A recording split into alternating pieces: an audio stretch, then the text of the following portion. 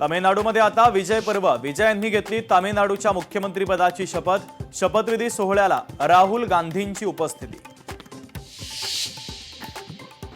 मुख्यमंत्री होताच विजय यांचे 3 धडाकेबाज निर्णय। घरगुती ग्राहकांसाठी 200 युनिट्स मोफत वीज, महिला सुरक्षेसाठी एका विशेष दलाच्या निर्मितीला मंजुरी आणि अंमली पदार्थ विरोधी स्पेशल टास्क फोर्सची ही निर्मिती।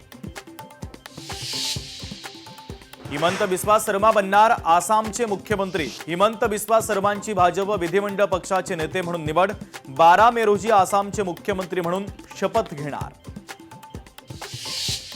उत्तर प्रदेशच्या राजकारणामध्ये उलथापालथ। योगी सरकारच्या मंत्रिमंडळाचा विस्तार। योगी सरकारमध्ये 6 चेहऱ्यांना मंत्रिपदाची संधी। खासदार डॉक्टर श्रीकांत शिंदे 16 मे पासून 22 जिल्हे आणि 70 विधानसभा मतदारसंघांचा दौरा करणार। SRI मोहिमेच्या अंतर्गत नेमणुकांचा आढावा आणि कार्यकर्त्यांशीही साधणार संवाद। निदा खानला मदत करणाऱ्या मतीन पटेलच्या घरावर बुलडोझर कारवाईची शक्यता। 3 दिवसानंतर मी स्वतः मतीन पटेलचं घर जेसीबीनं जमीनदोस्त करणार। सभापती अनिल मकरी यांचं वक्तव्य।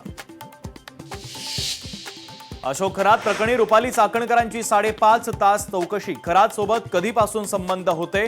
शिवनिका संस्थेवर ट्रस्टी असताना खरात प्रकरणाची माहिती होती का? SITचे अनेक सवाल। लोकशाही मराठी ऐका, पहा, जागरूक रहा।